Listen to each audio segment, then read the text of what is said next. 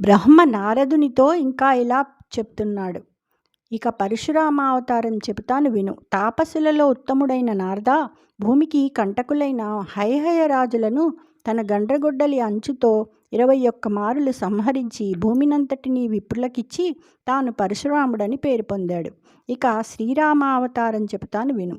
చక్రధరుడైన శ్రీ మహావిష్ణువు లోకానికి ఉపకారం చేయడానికి లోకాభిరాముడైన శ్రీరామునిగా అవతరించాడు. అతడు సూర్యవంశమనే పాలసముద్రానికి పున్నమి చంద్రుడు. కౌసల్యాదేవి గర్భమనే ముత్యపు చిప్పలో పుట్టిన మేలిముత్యం. తన పాదసేవకుల శోకం అనే చీకట్లను పారద్రోలే సూర్యుడు. దశరథ మహారాజు చేసిన పుత్రకామేష్టి యాగశాల ముంగిట్లో మొలచిన కల్పవృక్షం. రాక్షసారణ్యాన్ని దహించే దావాగ్ని. రావణుని గర్వమనే పర్వతమును బద్దలు చేసిన ఇంద్రుడు అతడు. చిత్రముగ భరత లక్ష్మణ శత్రుఘ్నుల కత్తి నగ్రజన్ముండగుచున్ ధాత్రిన్ రాముడు వెలసె పవిత్రుడు దుష్కృతలతాల విత్రుండగుచున్. ఆ రామచంద్రుడు భరతునికి, లక్ష్మణునికి, శత్రుఘ్నునికి అన్న.